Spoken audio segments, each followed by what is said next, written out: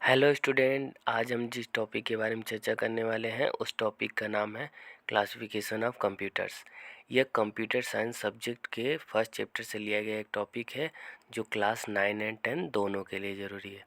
हम इसमें बात करेंगे कि क्लासिफिकेशन कैसे डिवाइड किया गया है कंप्यूटर्स के, कौन कौन से कंप्यूटर के कब कब किस पर्पज़ से यूज़ किए जाते हैं, किस बेस पे, उनके बारे में हम पढ़ेंगे यहाँ। क्लासिफिकेशन ऑफ कंप्यूटर्स, जैसे कि इसमें बताया जा रहा है कि अलग अलग बेस के हिसाब से अलग अलग कंप्यूटर को डिवाइड किया गया है। फर्स्ट है types of computer based on application. यह एप्लीकेशन के बेस पे है और यह 3 कैटेगरी में डिवाइड किया गया है। पहला है एनालॉग कंप्यूटर, दूसरा डिजिटल कंप्यूटर, तीसरा हाइब्रिड कंप्यूटर। टाइप 2 दूसरे टाइप में दिया गया है बेस्ड ऑन अ पर्पस। ये पर्पस के बेस पे है, general purpose computer, special purpose computer. तीसरा है type of computer based on a size. ये साइज़ के बेस पे है, micro computer, mini computer, main frame computer and super computer. तो ये जो चारों कंप्यूटर दिए हैं साइज़ के, तो यह क्लास 1 से ही पढ़ाया जाता है और बाकी सारी चीज़ें आगे आके बताई जाती हैं। तो इसके बारे में हम सभी जानते होंगे, लेकिन हम यहाँ इन सभी टाइप को डिस्कस करेंगे डिटेल में। टाइप्स ऑफ कंप्यूटर, पहला के बारे में हम बात करेंगे। Types of computer based on application. यह एप्लीकेशन बेस पे है। On the basis of application the computer can be classified into 3 types. Application के बेस पे इसको 3 कैटेगरी में डिवाइड किया गया है, यानी 3 टाइप इसके बताए गए हैं। पहला है एनालॉग कंप्यूटर, दूसरा डिजिटल, तीसरा हाइब्रिड। तो हम यहाँ एनालॉग के बारे में पढ़ेंगे। Analog computer. It is used to process analog data. Analog computer operates by the measuring rather than counting. An analog computer measure continuous electrical and physical magnitudes like voltage, pressure, water flow, etc. An analog computer has the ability to accept input which vary with the time and intensity and direct apply them to various devices which from desired operations it produce output into the from graph. जैसा कि इस computer में बताया जा रहा है कि यह एनालॉग कंप्यूटर है और यह मेज़र करता है इलेक्ट्रिक एंड फिजिकल मैग्नीट्यूड्स को, just like voltage, pressure, water flow, इन सभी को वह मेज़र करता है। एनालॉग कंप्यूटर में एबिलिटीज़ होती है कि वह डायरेक्ट जो भी इसमें दिए जाते हैं इंस्ट्रक्शन, यानी कि जो भी इसमें इनपुट कराया जाता है वह डायरेक्ट कई सारे डिवाइसेस में अप्लाई करता है और इसका आउटपुट ग्राफ के माध्यम से तैयार किया जाता है। नॉर्मल शब्दों में हम ये कह सकते हैं कि फिजिकल क्वांटिटी को यह मेज़र करता है। जब भी हम किसी भी, जैसा कि हम जान सकते हैं कि बाइक में एनालॉग एंड डिजिटल दोनों तरीके के सिस्टम वर्क करते हैं, तो वह उसकी स्पीड को मेज़र करता है। फिजिकल क्वांटिटी उसकी मेज़र करके डिस्प्ले कराता है। जैसा कि इसमें कुछ कंप्यूटर्स के बारे में बताया गया है कि यहाँ पे ऐसे ऐसे शो कराते हैं रिज़ल्ट को। अगला है digital computers. A digital computer operates directly on decimal digit that represents either decrypts data or symbols. It converts the data into the digit and then all operations are done on these digits at extremely fast rate. Digits computer basically known how to count the digit. Computers used for the business and the specific application और the digital computers। जैसा कि हम जानते हैं कि present time अधिकतर से अधिकतर डिजिटल कंप्यूटर का इस्तेमाल किया जाता है, जो कि डायरेक्ट किसी भी चीज़ को मेज़र करके डेसिमल नंबर में प्रोवाइड करता है और यह एनालॉग कंप्यूटर से बहुत ज़्यादा ही फास्ट होता है और इसका उपयोग हम बहुत ज़्यादा ही मात्रा में बिजनेस में, कंप्यूटर्स में, वॉचेस में देखते हैं। डिजिटल कंप्यूटर में किए जाने वाले सभी ऑपरेशंस या प्रोग्राम्स या फिर इंस्ट्रक्शन को डायरेक्टली डिजिटल फॉर्म में शो कराया जाता है। तो हम आगे बात करते हैं हाइब्रिड कंप्यूटर के बारे में। Hybrid computer utilize the best quantities of the best qualities of both analog and digital computers. They are suited for the situation where digital processing of data collected in analog form is। जैसा कि hybrid computer के बारे में बताया जा रहा है कि यह डिजिटल और एनालॉग दोनों कंप्यूटर को एक साथ मिक्स करके बनाया गया है। यह सिचुएशन के हिसाब से डिजिटल प्रोसेसिंग करके डेटा को एनालॉग फॉर्म में कलेक्ट करता है। जैसा कि यहाँ पे बताया जा रहा है कि एग्जाम्पल के माध्यम से हम समझ सकते हैं कि in a hospital intensive care unit analog devices में measure a patient heart function, temperature, etc. These measurements may then be converted into the numbers and supplied to digital devices।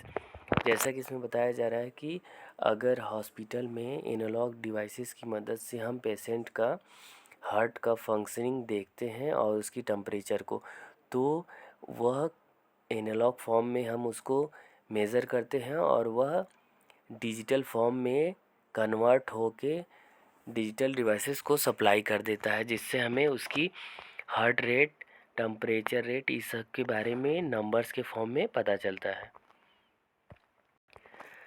आगे हम देखते हैं type of computer based on a purpose. Purpose के हिसाब से दो भागों में डिवाइड किया गया। Purpose wise computer can be classified into two types. दो भागों में डिवाइड किया गया। पहला है जनरल पर्पस, दूसरा है स्पेशल पर्पस। तो जनरल पर्पस और स्पेशल पर्पस के बारे में हम यहाँ डिस्कस करेंगे।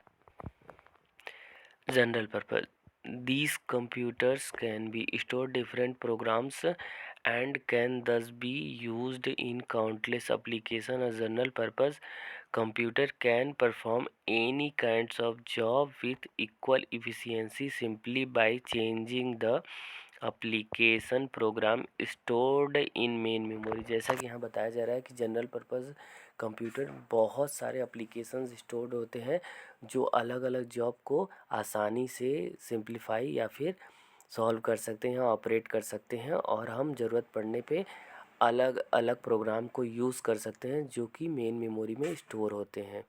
जैसा कि हम जान सकते हैं कि जो कंप्यूटर हम बेसिक रूप में यूज़ करते हैं घर में, हॉस्पिटल में, होम में, ये इंस्टीट्यूट में, इन सभी में नंबर ऑफ़ एप्लीकेशंस इंस्टॉल्ड होते हैं जो कि ज़रूरत पड़ने पे हम अलग अलग एप्लीकेशंस को यूज़ कर सकते हैं।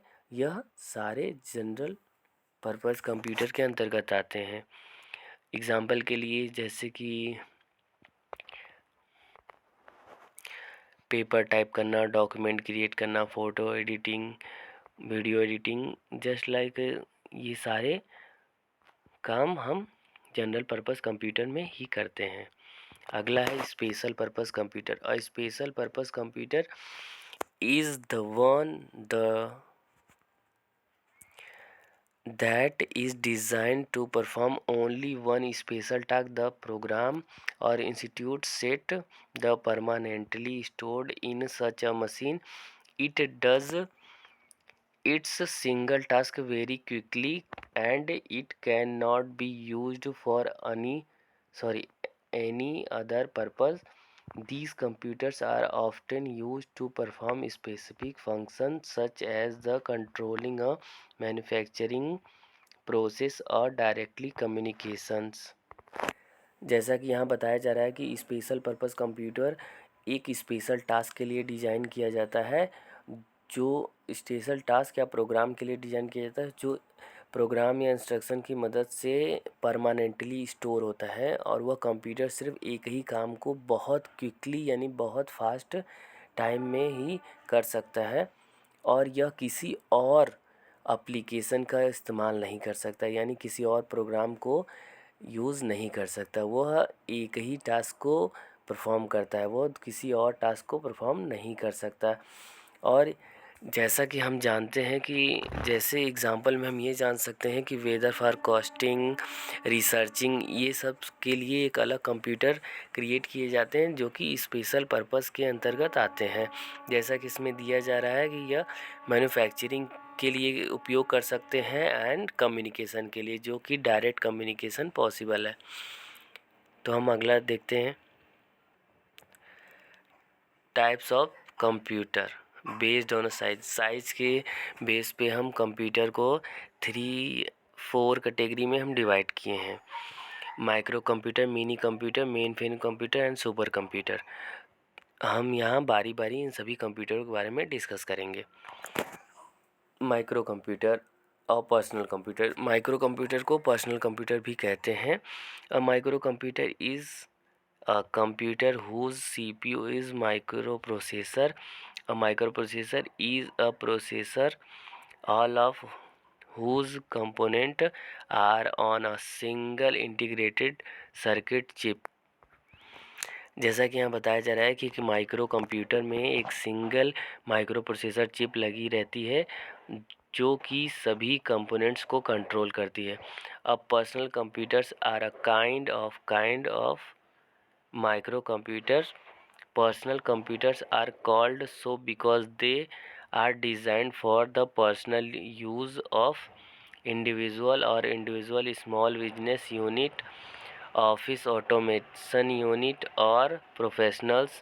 PC can be used for the varieties of application like the computer literacy, fun and games, vision application, programming etc। जैसा कि यहाँ बताया जा रहा है कि माइक्रो कंप्यूटर और पर्सनल कंप्यूटर जो कि एक ही कंप्यूटर है, यह नॉर्मली पर्सनल यूज़ के बनाया गया है, यानी पर्सनल यूज़ के लिए बनाया गया और इसमें बहुत सारे एप्लीकेशंस इंस्टॉल्ड हैं जो अलग अलग तरीके के काम को यानी टास्क को कंप्लीट करते हैं।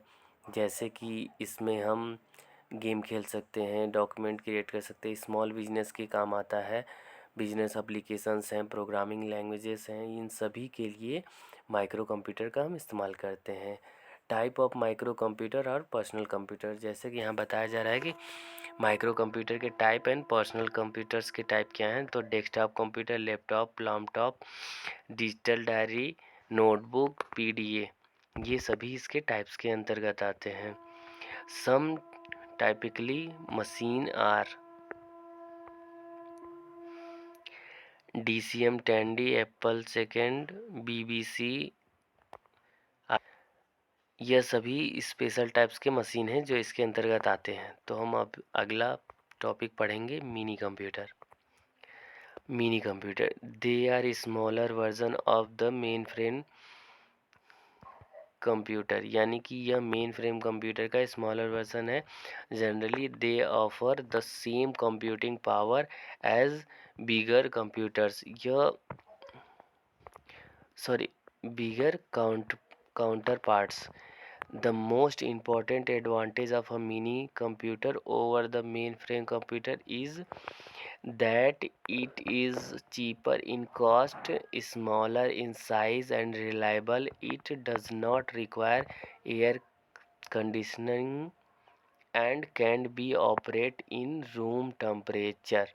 जैसा कि इसमें बताया जा रहा है कि यह मेन फ्रेम कंप्यूटर से चीपर होता है, चीपर यानी सस्ता होता है, स्मॉल होती है इसकी साइज़ और ये बहुत ज़्यादा रिलायबल है और इसमें एयर कंडीशनर की ज़रूरत नहीं पड़ती। यह ऑपरेट कर सकता है रूम टेम्परेचर को भी।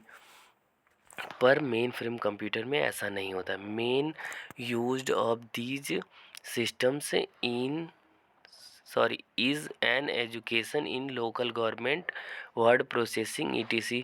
In business they are being used for involving stocks, payrolls etc. It is generally used as server system on the network with personal computers as node। जैसे कि इसमें बताया जा रहा है कि इसका मेन यूज़ यही होता है एजुकेशन के पर्पज़ के लिए हम यूज़ करते हैं, वर्ड प्रोसेसिंग के लिए यूज़ करते हैं, छोटे स्मॉल बिजनेस के लिए यूज़ करते हैं, स्टॉक पेरोल ईटीसी, यानी इस सब के बारे में हम नॉलेज लेने के लिए इसका उपयोग करते हैं। जनरली यूज्ड, इसका यूज़ सर्वर बेस्ड नेटवर्क पे भी होता है, पर्सनल कंप्यूटर के तौर पे भी होता है। यह मिनी कंप्यूटर है। इसके यूज़ के बारे में यही बताया गया है कि नॉर्मली इसका यूज़ कहाँ कहाँ करते हैं। तो एजुकेशन के क्षेत्र में हम कर सकते हैं, बिजनेस के क्षेत्र में कर सकते हैं, स्टॉक होल्ड कर सकते हैं, उसके बारे में देख सकते हैं, पर्सनल कंप्यूटर के रूप में इसका उपयोग कर सकते हैं, सर्वर के रूप में इसका उपयोग कर सकते हैं। इन सभी के रूप में हम मिनी कंप्यूटर का उपयोग करते हैं, जो कि मेन फ्रेम कंप्यूटर से सस्ता, अच्छा और भरोसेमंद होता है। Mainframe computer, they are very big in a size and offer the maximum computing power. A large number of peripherals can be attached to them. They are generally used in the large network of computers, with the mainframe being model point of the network.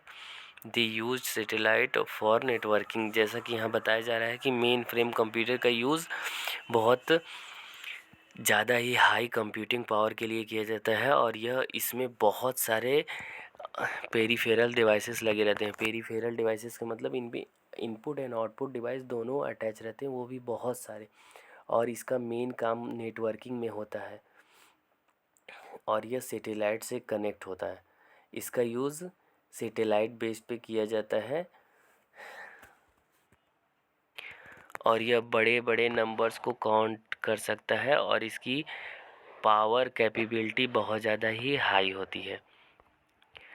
A typical application is the airline system. It has a mainframe computer at their head office where information of all the flights is stored. Small computers are installed at the booking office are attached to the central data bank, so that up to date information of the all flights is all available always. जैसा कि यहाँ बताया जा रहा है कि यह एक मेन फ्रेम कंप्यूटर जो कि हेड ऑफिस में लगाया जाता है, और इसी के साथ छोटे छोटे अदर कंप्यूटर्स को अटैच किया जाता है, और इसी मेन फ्रेम कंप्यूटर के अंदर सारे फ्लाइट्स की डिटेल और सिस्टम के बारे में अवेलेबल जानकारी मौजूद होती हैं, जो कि बुकिंग एरिया में लगे छोटे छोटे कंप्यूटर्स को सारे फ़्लाइट्स की जानकारी देती है कि सीट खाली है नहीं है, कौन सी फ़्लाइट आ रही है नहीं आ रही है, डिले हो गई, सभी प्रकार की नॉलेज यहाँ पे मौजूद होती हैं। तो ये था main frame computer.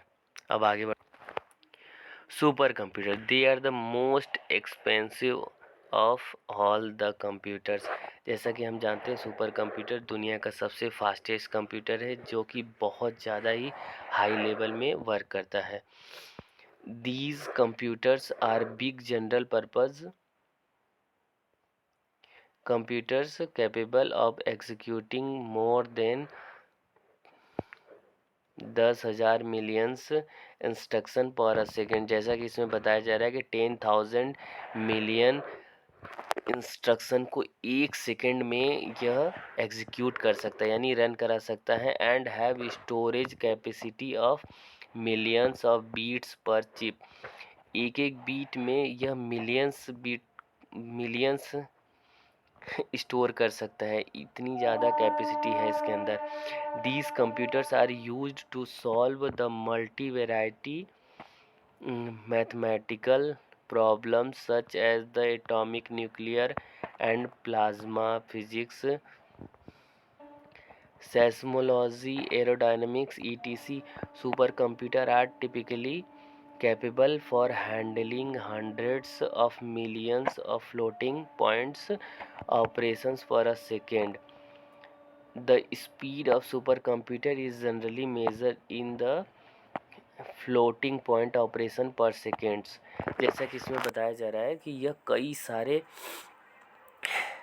Mathematical problems को बहुत ही कम समय में सॉल्व कर सकता है और इसकी स्पीड बहुत ज़्यादा ही हाई होती है और इसे हम मेज़र करते हैं फ्लोटिंग पॉइंट्स ऑपरेशन पर सेकेंड में।